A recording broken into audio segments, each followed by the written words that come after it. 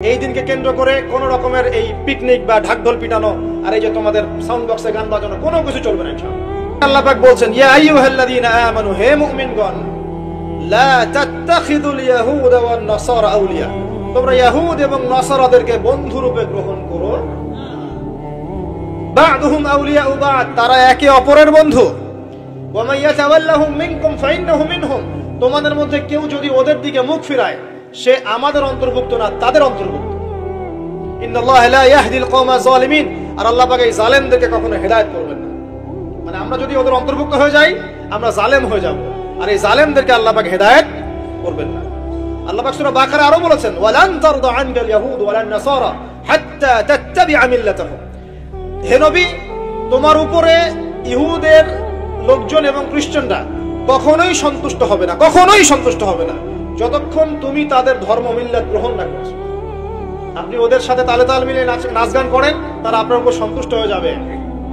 আর আপনি যখন ওদের উপর তালে তাল মিলাবেন না, লা ইলাহা ইল্লাল্লাহ মুহাম্মাদুর রাসূলুল্লাহ থাকবেন, ওরা আপনার উপর সন্তুষ্ট হবে না। আমরা কি দুনিয়াতে ওদের সন্তুষ্টি চাই না আল্লাহর সন্তুষ্টি চাই? আল্লাহর সন্তুষ্টি চাই, নবীর সাথে হাসর করতে চাই। কোন মুসলমান যুবক যুবতী আগামী এই নোংরা অপসংস্কৃতিতে গায়ে গা ভাসাবে না। এই দিনে কোনো কনসার্ট চলবে না, এই দিনে কোনো বেহায়াপনা হবে না। এই দিনকে কেন্দ্র করে কোন রকমের এই পিকনিক বা ঢাকঢোল পিটানো আর এই যে তোমাদের সাউন্ড বক্সে গান বাজানো কোনো কিছু চলবে না ইনশাআল্লাহ। পারা যাবে? মনে রাখবে, এই কাজটা ছোট নয়, করার মধ্য দিয়ে আপনি কুফর করছেন। কুফর, আপনি আল্লাহর নবীর হাদিসকে অস্বীকার করছেন, আল্লাহর কোরআনের আয়াতকে অস্বীকার করছেন, আপনি আল্লাহর দুশমনদের সাথে খুশি পালন করছেন। সুবহানাল্লাহ। আল্লাহর যে দুশমনরা সারা বিশ্বে মুসলিমদের উপর নির্যাতনের স্টিম রোলার চালাচ্ছে, ওদের সাথে তালে তাল মিলিয়ে আপনি বলছেন হ্যাপি নিউ ইয়ার, মাশাআল্লাহ, আস্তাগফিরুল্লাহ, তওবা আস্তাগফিরুল্লাহ, আল্লাহ পাক মাফ করুন। এবার দেখেন, এটা কি আমাদের দেশেরও সংস্কৃতি? এই জিনিসটা কি আমাদের দেশের সংস্কৃতি? বাঙালি ভাষা, বাঙালি জাতি, বাংলা ভাষা আমাদের প্রাণের যে ভাষা এবং দেশ এবং মাতৃভূমি, এদের সাথেও কি এটা সম্পৃক্ত? এদের সাথেও কি এটা যোগসূত্র আছে?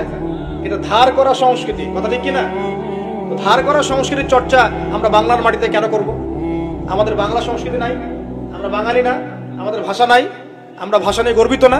কেন আমরা আমাদের ভাষায়, আমাদের দেশে, আমাদের জমিতে অন্যের সংস্কৃতি এনে ওইসব ভাষার গান আমরা কেন চালু করব? ওইসব ভাষায় আমরা ঢাকঢোল কেন পিটাবো? আমাদের নিজস্ব সংস্কৃতি নাই, আছে কি নাই? এবার আসেন আরেকটা পয়েন্ট দিয়ে শেষ করি এই লেকচারটা। সেটা হলো, একটা বছর যে চলে গেল, একটু মনোযোগ দাও এদিকে। একটা বছর যে চলে গেল, এক বছর চলে যাওয়াতে কি আমার খুশি হওয়া উচিত না কষ্ট পাওয়া উচিত? মনে করেন আপনার 60 বছর হায়াত আছে, বা আমার 60 বছর হায়াত আছে, কথার কথা বলছি। এখন এক একটা বছর যে চলে যাচ্ছে, আমি কি মৃত্যুর দিকে একটু একটু করে আগাচ্ছি না? আপনি আগাচ্ছেন না কি ভাই? কথা বলেন, আগাচ্ছে কি না? তাহলে আমরা একটা বছর চলে যাচ্ছে মানে কি, আমরা একটা একটা করে ধাপ আগাচ্ছি কবরের দিকে। এখন আমার জীবন থেকে 2022 সালটা চলে গেল, তার মানে এক বছরে আমি কতটুকু নামাজ পড়লাম, কতটুকু রোজা রাখলাম, কতটুকু তাসবিহ তাহলিল করলাম, কতটুকু দাওয়াতি কাজ করলাম, দিনের জন্য কতটুকু কি করলাম, এইটা ফিকির করা উচিত না আমার? আমার জীবন থেকে একটা বছর চলে গেল মানে আমি কবরের দিকে এক ধাপ এগিয়ে গেলাম।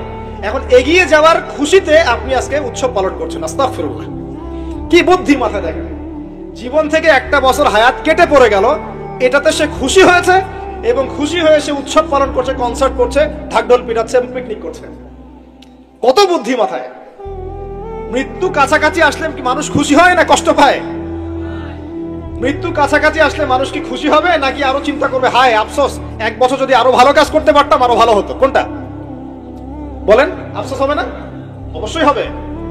হ্যাঁ, তার মানে এখন আপনি যদি কিছু করতেই চান, এই 31st নাইটে যদি আপনি কিছু করতেই চান, তাহলে আমি বলবো, আমার পরামর্শ, সুন্দর করে ওযু করে আইসে আপনাকে জায়নামাজে দাঁড়াতে হবে। দাঁড়ায় 2 রাকাত নামাজ পড়ে চিন্তা করবেন, আল্লাহ, এক বছর যে চলে গেল, আমি এই গত বছরে কি করলাম? দিনের জন্য কি করলাম, দুনিয়ার জন্য কি করলাম, পরিবারের জন্য কি করলাম, কতটুকু জ্ঞান অর্জন করলাম, কয়টা কোরআনের আয়াত শিখেছি এক বছরে, কয়টা হাদিস শিখলাম, কয় ওয়াক্ত নামাজ ঠিক মতো পড়লাম, রমজানের সওম রেখেছিলাম কিনা, দান সদকা করেছিলাম কিনা, সৎ কাজে আদেশ করেছিলাম কিনা, অসৎ কাজে নিষেধ করেছিলাম কিনা, এই ফিকির করতে পারেন আপনি বসে বসে। যদি করতেই হয় কিছু, তাহলে এটা করতে হবে, অন্য কিছু করার সুযোগ আছে? উচিত হবে? একই তো আমাদের দেশের সাথে এই সংস্কৃতির কোনো সম্পর্ক নাই, এটা দেশদ্রোহিতা হচ্ছে। আবার ইসলামের সাথে এর দূরত্ব কোনো সম্পর্ক নাই, ইসলামের সাথে দ্রোহিতা করা হচ্ছে। তাহলে বলেন, আমরা যদি আল্লাহ এবং তার রাসূলের সন্তুষ্টি চাই, তাহলে আমরা কি আল্লাহ এবং তার রাসূলের শত্রুদের সংস্কৃতি গ্রহণ করতে পারি? আল্লাহ পাক আমাদের সবাইকে বোঝার তৌফিক দান করুন। প্রিয় ভাইরা, যারা এই লেকচার শুনবেন অনলাইনেও চলে যাবে ইনশাআল্লাহ। যাদের কানে এই লেকচার যাবে, যদি কিছু করতেই হয়, যায় নামাজে দাঁড়িয়ে, ওযু করে যায় নামাজে দাঁড়িয়ে 2 রাকাত নফল নামাজ পড়ে তওবা করতে পারেন আল্লাহর কাছে। আল্লাহ 1 বছর চলে গেল, কি করতে পারলাম জানি না, আল্লাহ আমাকে পরের বছরটা আরো ভালো করে দিনের জন্য কাজ করার তৌফিক দান। এইটুকু করা যাবে না? যদি করতে চান এতটুকু করেন, এর বাইরে কিছু করতে দেন না। আল্লাহ পাক বোঝার তৌফিক দান করেন। প্রিয় ভাইরা, এখন সামনে আসি যে আল্লাহর নবী এই পুরো জাহেলিয়াত পরিবর্তন করেছেন কোরআন সুন্নাহ দিয়ে। ঠিক আছে কথা? কোরআন সুন্নাহর মধ্যে কাজগুলো কি ছিল আমি কয়েকটা বলেছিলাম। 1, কোরআন তেলাওয়াত করা শিখেছে সবাই। 2, কোরআনের অর্থ বুঝেছেন সবাই। 3, কোরআনের সমস্ত আদেশ নিষেধ তারা মেনে চলেছেন। চলেন নাই? আমাদের উচিত হবে কোরআনের সমস্ত আদেশ এবং নিষেধগুলোকে মেনে চলা। আল্লাহ পাক আমাদের সবাইকে তৌফিক এনায়েত করুন। এরপর তারা কি করেছেন? কোরআন এবং হাদিসের দাওয়াতটা মানুষের কাছে পৌঁছে দিয়েছেন, দেন নাই? তাহলে আমাদের কি নিজে নিজে দিন পালন করলেই হবে না আমার পরিবারেও করাতে হবে? আমি নিজে পালন করছি, পরিবার পালন করছে, মাশাআল্লাহ। এখন আমার দায়িত্ব না সমাজের মধ্যে প্রচার করা? দায়িত্ব কি না? আরো কি কোন নবী আসবেন? তার নবীর উত্তরসূরি কারা এখন? উলামায়ে কেরাম। উলামায়ে কেরামদের শুধু একার দায়িত্ব ইসলাম প্রচার করার, নাকি আমাদেরও দায়িত্ব আছে? আমরা ইখতিলাফি মাসআলাগুলোকে নিয়ে পড়ে থাকবো না। জটিল ফিকহি বিষয়গুলো সেটা আপনি আমি ফতোয়া দিতে পারবো না, এটা মুফতি সাহেবরা করবেন।